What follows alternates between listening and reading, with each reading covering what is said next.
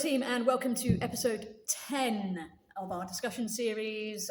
Today's topic is qualifications. So whether they're necessary to have, worthwhile to get or believe, and whether you should believe everything that a qualified trainer says.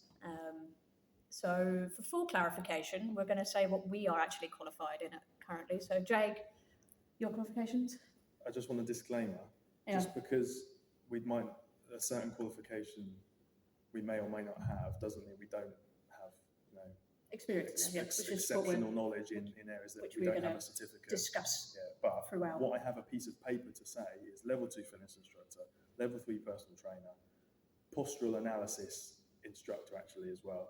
But then the level 3 PT came with kettlebells, circuits, and I think that's it. And that's what I was given when I started in the industry, but I use none of it because it's useless. So what do I have? Level 2 fitness instructor, level 2 fitness instructor for adolescence training, level 3 personal trainer, level 3 advanced exercise referral, studio cycling, total pad work, Les Mills grit, mental health awareness. Currently doing level 3 pre and postnatal exercise. See, I think those ones are somewhat worth it. I'd probably throw in a disagreement on some of those, but maybe the mental health one. Mental health one actually was probably quite helpful. My the pre-postnatal one, I feel like I could have Googled a lot of it. You could just everything in all those courses. You could just go on YouTube and find so much more valuable information because it's so much more vast rather than so direct.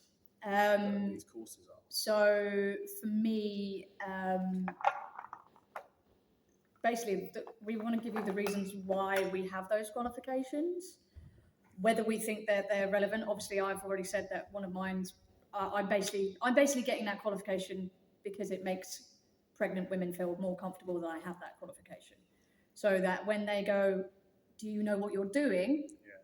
This is my baby involved and me," then I go, "Yeah, I'm qualified," because it makes them feel better, makes them feel safer. Because if they go up to a trainer, say for example Jake, who does know, if he used common sense, he'd be able to do this for pregnant ladies. Yeah. If he went on Google, he could find the rights and wrongs of training. Yeah, but I'm not qualified. But he's not qualified, so a woman might be like, "No, I want to go to Theo because she's the one that's qualified." That's basically where we are with regards to extra specialisms. So posture and analysis, I don't have that, but doesn't mean I can't do that. But I think, in all due respect to that was a useless course. Like, that was pointless in every way. Nothing I think of in there now, that based on what I know now and how I train people, that is so much. That's the stuff in that course was just bollocks. It's just. I think it's just something for them to make money with.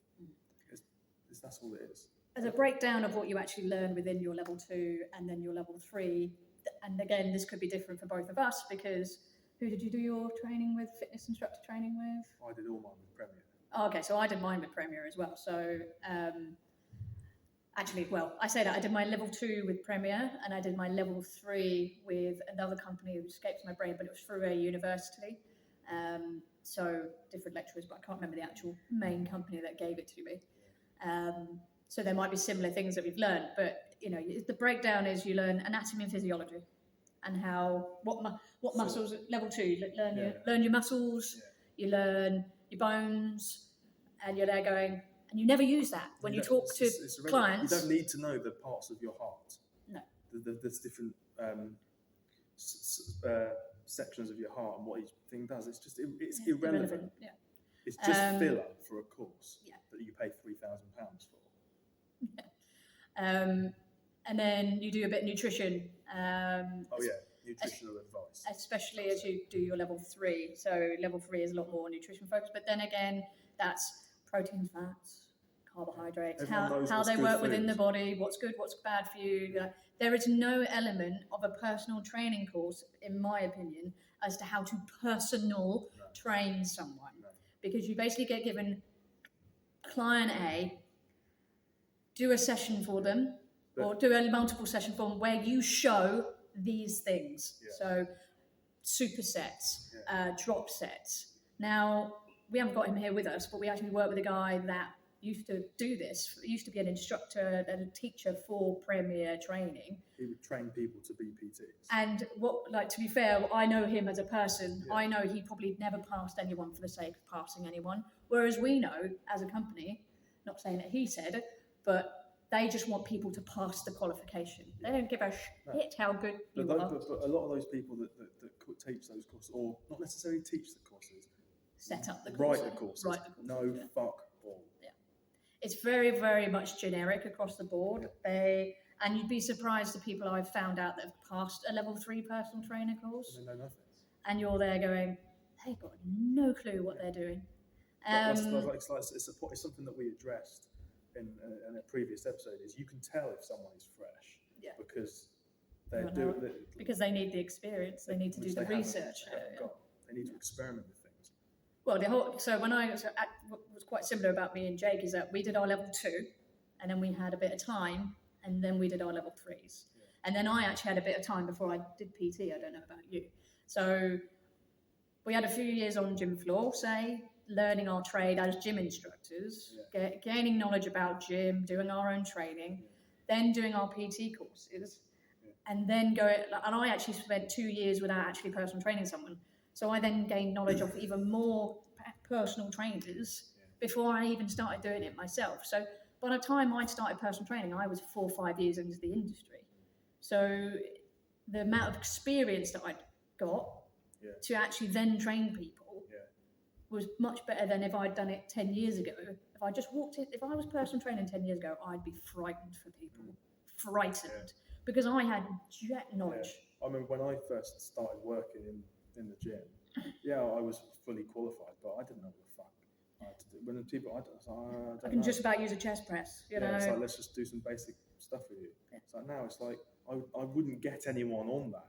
Because you know there's more benefits to other things, So I think, and we're not saying that this is the other thing, we're not saying that every fresh personal trainer is fresh just because they've just qualified, because they could be the opposite of us. So they could have been training for 10 years, know exactly what the hell they're doing, and then gone and got their personal training qualification just to say that they have it. Yeah. Because ultimately that's why we end up getting the course, because it's accountable for you to a client. Yeah.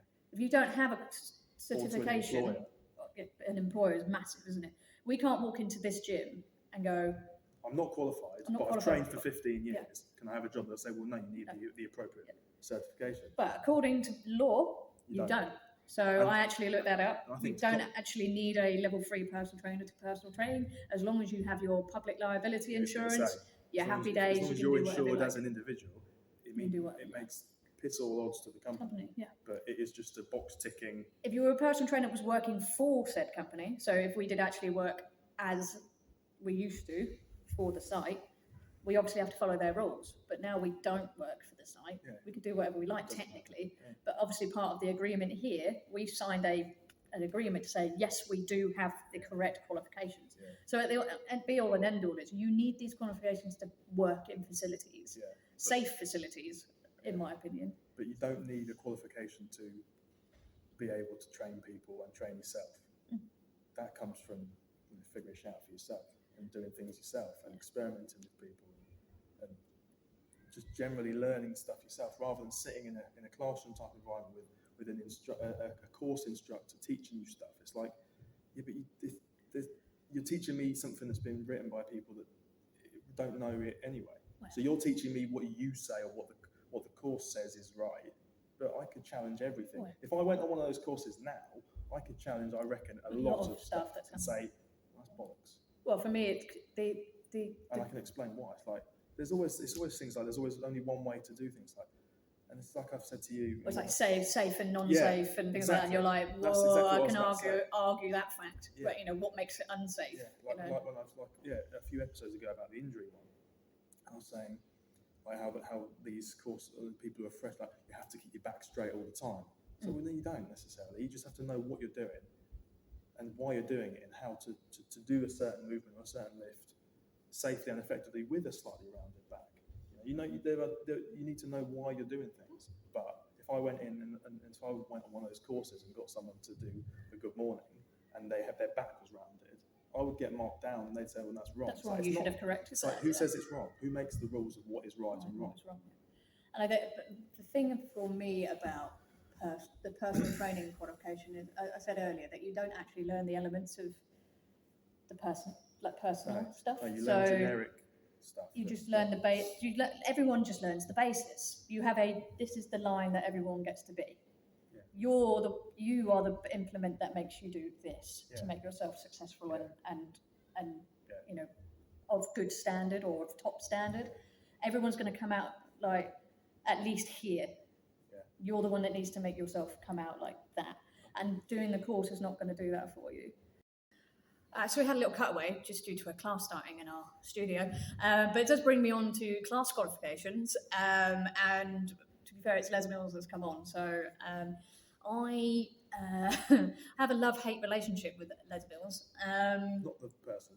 Not the person. There are two actually. There's I think there's three. There's probably quite a lot of Les Mills. Is Les Mills the second that came up with this, or the senior? I don't know. Anyways, he's obviously created this ginormous brand in class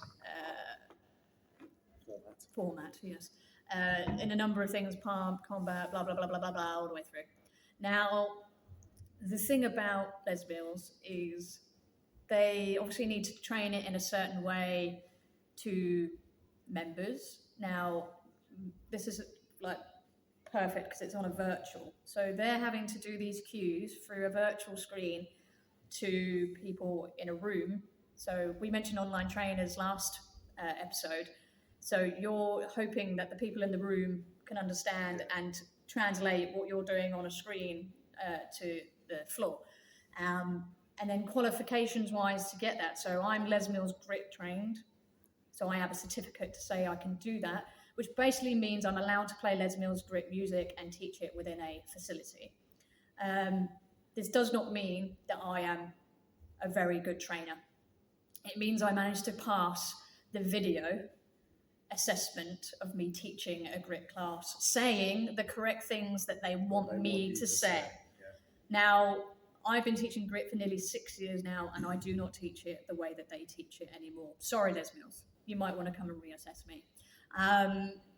They want you to say things that stick with people, which they tend to then think that they have to do in every exercise within the gym. So let's go with put the bar on the meaty part of your back.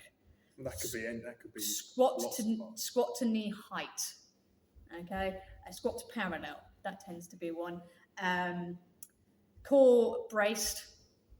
A lot of people won't know what that means. What does that mean to people? What's the other one that I love? Oh, chest to elbow height and push-ups. So you can't go any lower than elbow height in a push-up. Can't go deeper. Not allowed. Back long and flat. Long? What does that mean? So there's a lot of cue points that I would have had to say in my assessment video, and many different Les Mills instructors would have had to say in their assessment videos, no matter what you teach, that I don't personally agree with. So grit especially, there's a lot of floor coaching. So coming out onto gym floor, trying to adjust their technique, depending on who they are as a person. That's what I like about grit, is that I can use my experience and knowledge of training to help them on the gym floor without having to follow some of the that comes out of the Les Mills guys' mouths. Now, I'm not saying the guys that do Les Mills are bad people or bad trainers. That's not what I'm saying. I'm sure they're very good. They look great. So they must be doing something right. But they've obviously had to say this kind of generic teaching point because it's what's going to stick throughout the whole of the programs that they do. So there is no personality to it. There's nothing to apply to a person, one person.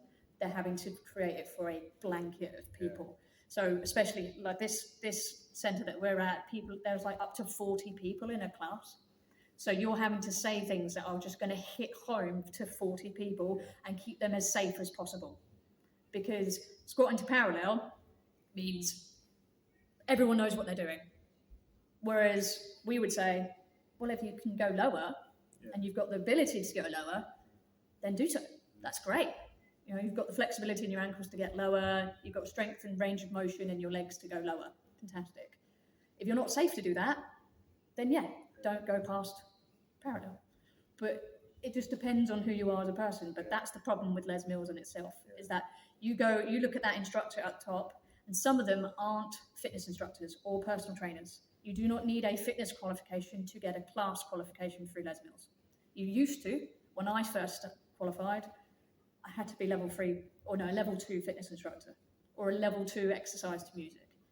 But now they don't need that at all. So you can be whoever you want to be off the street and go get yourself a class. But you could easily teach all this shit, these classes, without even needing an exercise. You don't need a qualification to learn this. I mean, this might be me.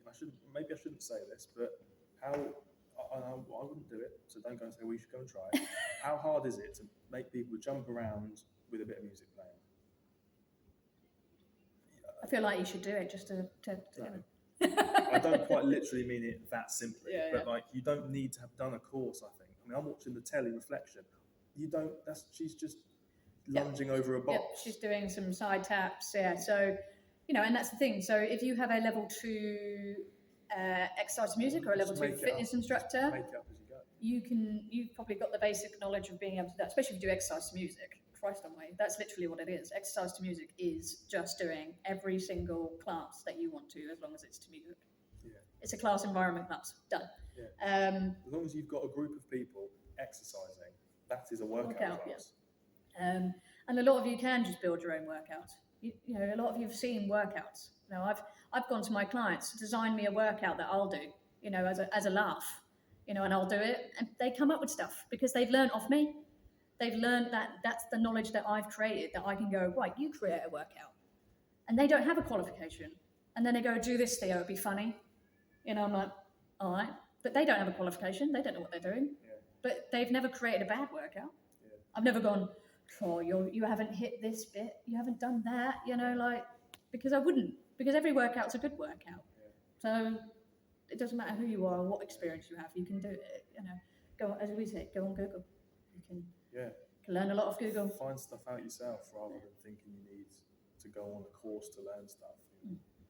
Especially as we said earlier on the other episode, actually, with things like Instagram and YouTube and online stuff, you don't need to go on a course. Maybe 30 years ago, when the internet when you needed to read some books and and learn off other people. When everything was just magazines, you were so much more limited to where you can get information from.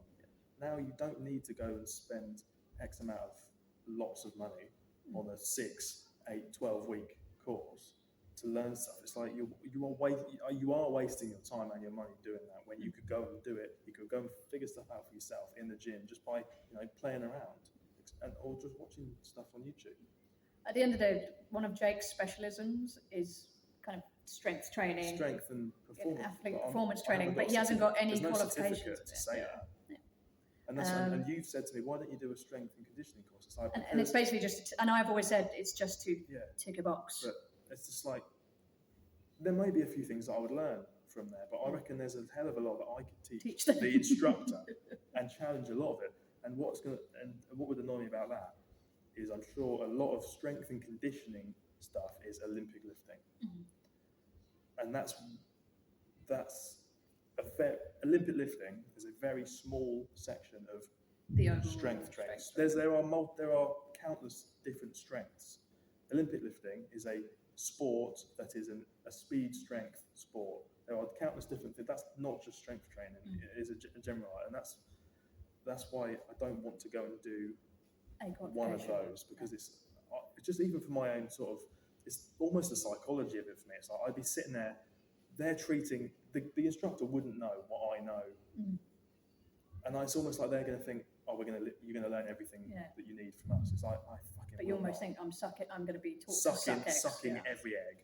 I mean, I might learn a couple of bits, or it's like they'll suggest there'll be something in it. It's like that's interesting, and then I will go off and then investigate it myself. I haven't learned any of, there might have just been like a little a nudge, so to speak, and I was like, okay, so that was quite an interesting point they made, or they got me thinking something else, and then I've gone and learned stuff myself, not from the course. Which is ultimately what I found with the pre-postnatal course, is that I know a lot of it already. A lot of it's common sense, but then there is, as you say, there's just these little bits that you go, oh, I don't know about that, but then I could have looked it up. But then it's kind of forced me to then look it up. So there's always benefits to qualifications. Like for me, the community aspect of it, learning off other people on the course. So I'm actually not learning anything from the course. I'm learning from other people. So a lot of people on there are mothers that have been pregnant and postnatal. So they're giving their experiences that you might come across with your clients that are pregnant or post-pregnancy. So I'm there going, actually, I'm not actually learning anything from this course. I'm learning from the experiences of other people, which I could learn off my friends that have had babies, or my, the older females that I know in my family, or friends, older females, clients that have had babies. I can learn literally everything off them. I technically don't need to have done that course, but as I've said earlier, I'm doing it because it ticks a box. Yeah, it is box ticking. Like, if you want to, I think the bottom line is, if you want to work in a gym, it's probably worth getting one, because it will be so much easier for you to get that job. If you want to learn about training and lifting and exercise, don't bother. Certificate and a certification and qualification is worth it only if you want to work in a specific setting, because 99 times out of 100 they will require that. If you want to go, if you think you're going to go on these courses and learn valuable information that you couldn't find out yourself, that is just not how it is. Yeah, I think, and I've known a few lot of people think that you're going to learn so much. I mean, things I teach people, and never learn it. They will think that I've done that because I'm qualified. And you get a lot of people who come up and say, oh, are you all qualified? It's like, well, yeah, we are, but that it doesn't mean I'm not going to explain why that is irrelevant. I just say, oh yeah. Well, of course we are. We have to be. We have to be. Yeah. I don't even say that, because then that makes it almost insinuate like, oh yeah, well, I've done it because I want to do it, because I feel like I have to have that. So you don't have to have a certificate. Yeah, obviously it's more of a it gives you a reputation if you're not qualified to people, especially in the facilities that we obviously work in, because it's a very large, very commercial facility. But then you could think of it like this: if you haven't got any of these qualifications and you don't work in a facility like this, or in any sort of commercial setting, or like the gym or pure gym or whatever, and you open up your own gym, but you've trained, you're not going to say, oh, I can't do that because I'm not qualified as an instructor. You're going to open, if you've trained for 30 years, you've got the fucking knowledge. You know what you're doing. You don't need a piece of paper. It's not like every member that comes in says, can I just see your certificate? I think I've been asked that question once. When I first started working. Yeah, well, I remember someone asking me at the rec to see everyone's qualifications. But I think that was because they were bringing children, and they wanted to make sure that we all had our personal trainers to say that we could work with, so we could train up younger people, basically. But that's a parent wanting to feel better that the instructors in the gym I thought it was like a company assessment. Oh no, like a parent has come in and gone, and it's basically to make them feel more comfortable. Like I said with the pre-postnatal, it's to make someone feel that that's satisfactory. Yeah.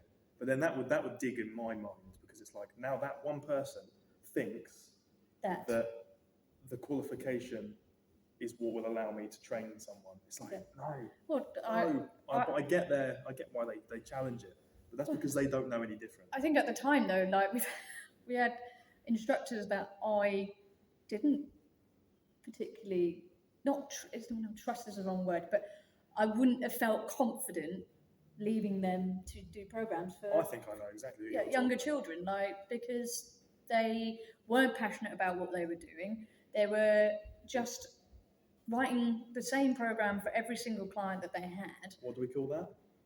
Cookie cutter training, yeah.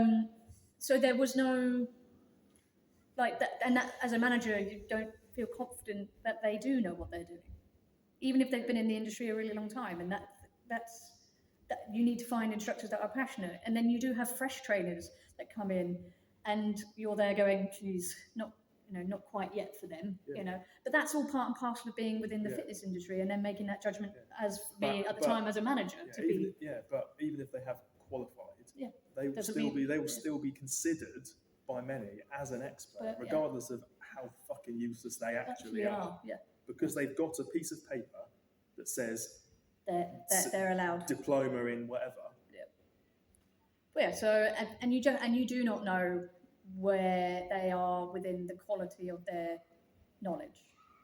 They might have got their level 3 personal trainer 4 years ago, but have done jack shit since. Yeah. Or they only just got their level 3 PT, but they are bloody bang on, and they know what they're doing, and they can go straight in. You don't know where anyone is on the we've said that before about choosing the personal trainer for you. Yeah.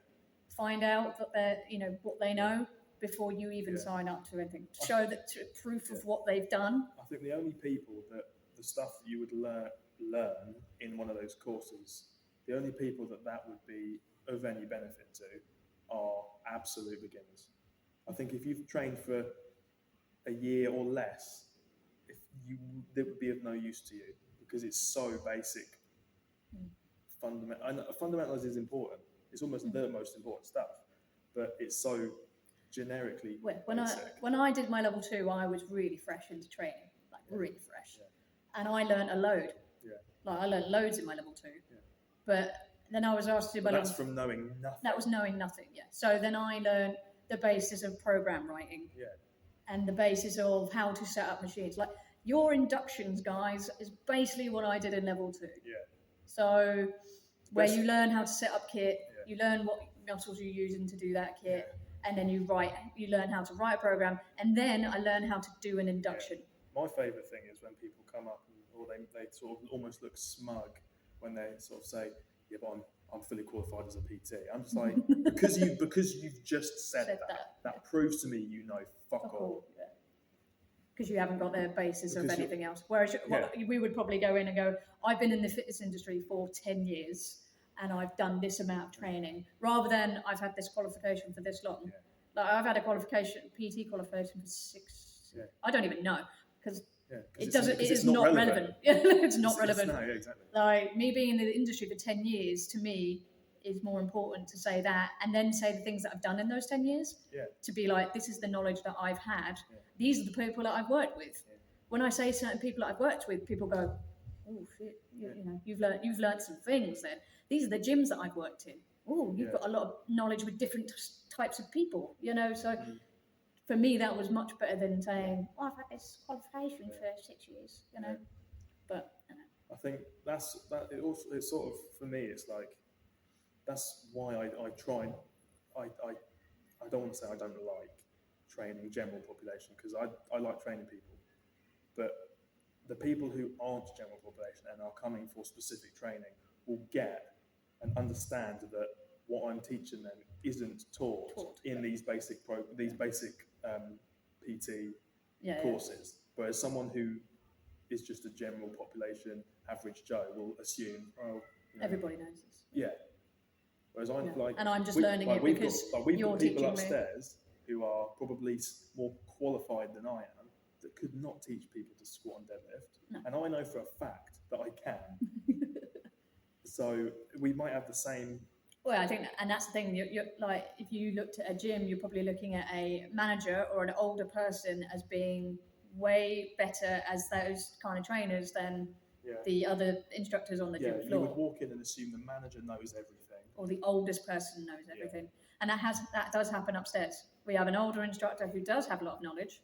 Not an offence to him at all, but then it's assumed that he has way more knowledge than me and Jake.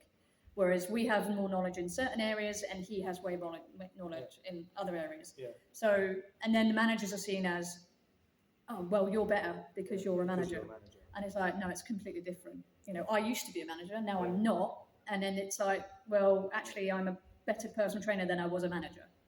So I'm an alright manager, but I feel like I'm a better personal trainer. And you'd be a better owner than a manager. And I think so would I, because we don't like running people. I don't like managing people. If you're a manager, that means there are certain ways that things have to be done. Whereas if you're an owner, you make the fucking rules. You know? Yeah. And I just don't like this kind of, it's like a, what's the word I'm looking for, like a ladder of your qualities because you're a certain position in a gym, you know. And I found that recently in the fact that people are seeing managers as better than us. Although I do firmly believe the more experience generally you have, the more you will know. By definition, you have to, because you've had so much more time to experiment and figure things out. As long as you've been doing that in that time. Because there are people that have been in an industry for could have qualified since 1975 and done nothing since 1977. Yeah. And I was stuck in that kind of... Yeah, but you won't know anything. Like old school rules. And we've got a couple of those within our centre who aren't open to new ideas. They're very much, this is how it was taught. We're not willing to go into the grey area out here. Yeah, that's the good point. Is this is how it was taught. Therefore, everything else other than how that was taught is wrong. When as long as to be that narrow-minded, I think is detrimental to everyone. I believe as long as you've got the science to back it up or the experience to back it up, then nothing's wrong. The science, I think, is so important because everything comes down to science. You know, science is fact. And especially with weight training, and I've written down there, and I've said it before, weight training is nothing more than physics, mathematics, and biomechanics. If you don't know basic physics, if you don't know biomechanics, i.e. how your body works or how to do certain lifts, and what did I say? Physics, mathematics, and mathematics, which is, you know, figuring out correct percentages and velocities and stuff. If you can't apply the science to it, then there's no point. Because physics is the be all and end all of everything. So you have to understand Newton's laws of motion and speed of gravity towards Earth, which they do not teach you in level 3 personal trainer. Exactly. But strength and weight training is measured in velocities, not in weights. Once you realise that, and you learn things like different the strength curves, what a force velocity curve, and all that sort of stuff is. I'm not going to start doing a science lecture. Once you learn we could do that. Then you know what training actually is. It's not, right, I'm going to write you a program, you're going to do a chest press supersetted with lat pull down because... That's chest and back. That's chest and back. Antagonist supersets. Who gives a fuck? It doesn't matter. What's the benefit? It doesn't matter.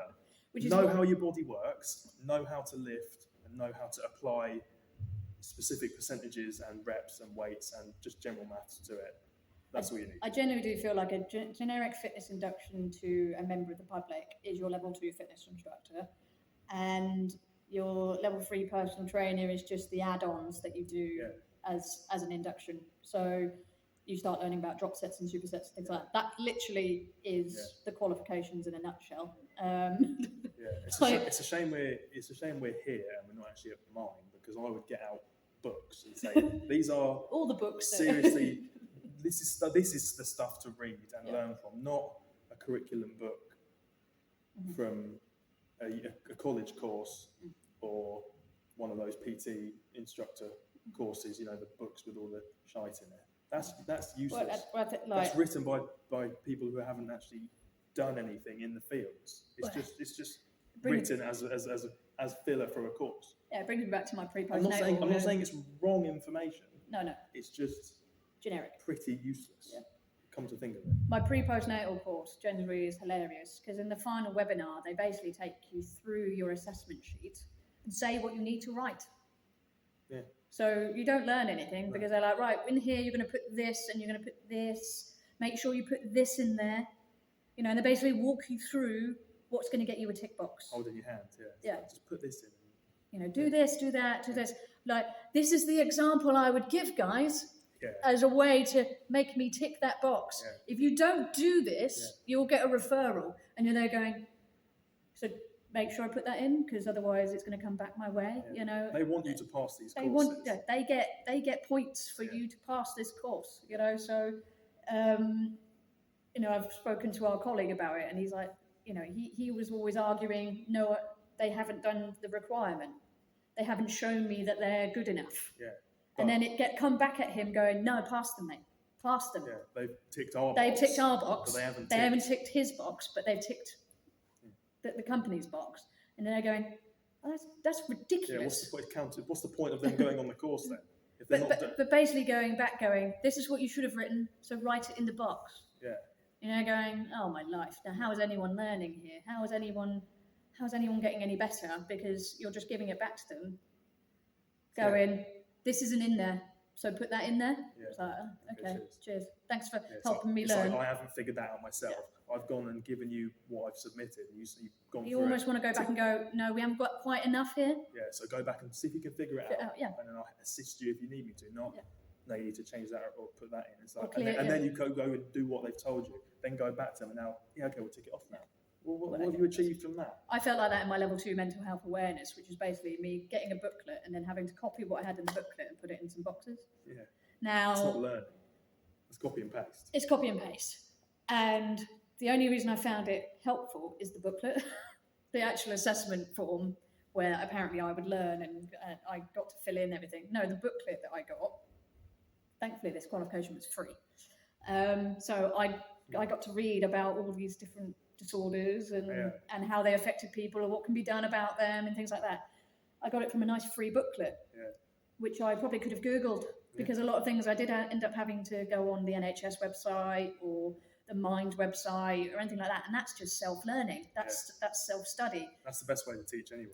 But basically now I get to go, but I've got this level 2 mental health awareness certificate. And everyone goes, wow, that's amazing, good for you, Theo. And I go, well, actually, it was just for my benefit that I learned all these things. It was just helpful to me to know these things.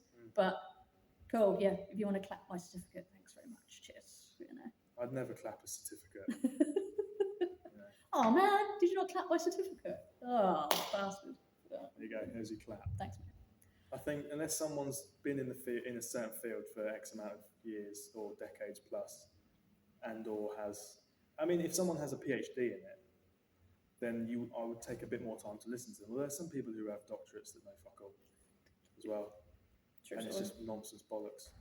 For those who they've done a really good thesis. They've spent a lot of time doing something and written a thesis, but doesn't that ticks their whoever's marking its box. Joel Seedman is the one that comes to mind. Some people watch this might know who I'm talking about. If not, have a little look. Joel Seedman, AHP, I think is what it is on Instagram. He's got a PhD, but some of the shite on there is fucking. It's just crock of shit. He gets seriously ridiculed by some proper, non-qualified. Exactly. It's just like, what is this fucking shite? But it gets attention, and that is the point. It gets attention, and in this day and age, especially on Instagram, that's what it's all about. If it looks interesting and eye-catching, it will get followed. Because, So I think we've clarified that, yes, you should get your qualifications, because you'll probably ultimately not have a career, because most establishments need you to have a qualification. I think you're not going to lose anything. You're not going to go backwards from getting one. No, it's going to hardly take you forwards anywhere.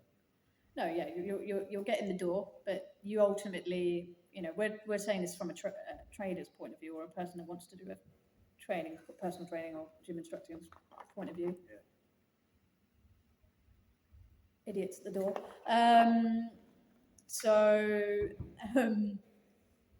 He's made me lose my trail of thought, bastard.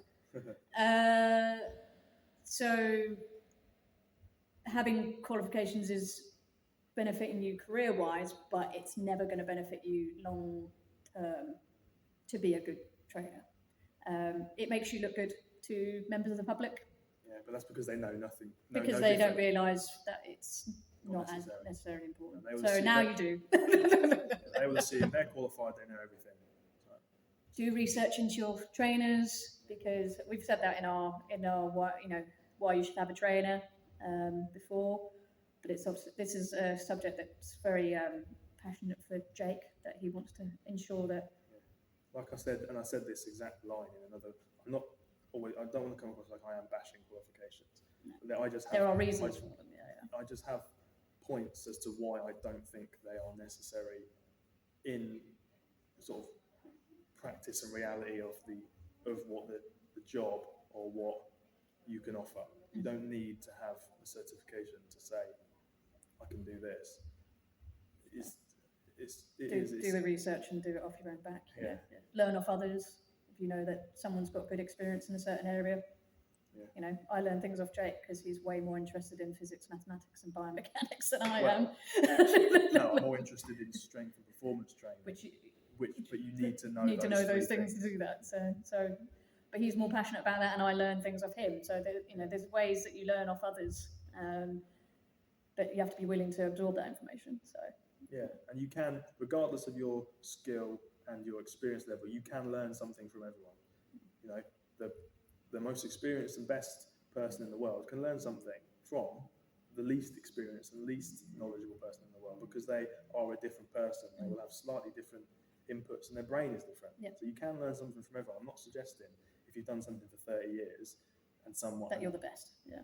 Yeah, you could ask someone who's done it for 3 weeks a question, and they'll give you an answer. Like, actually, you know what? That's actually a pretty good answer. Because it's a fresh look at something. So, yeah. Cool. Wow, did we waffle on about qualifications? Yeah. Anywho, if you have any questions in regards to qualifications, what qualifications you think that we think you should get, mainly we think the ones that are required by facilities. Yeah. And then after that, that's your own damn business. Yeah, exactly. Quite literally.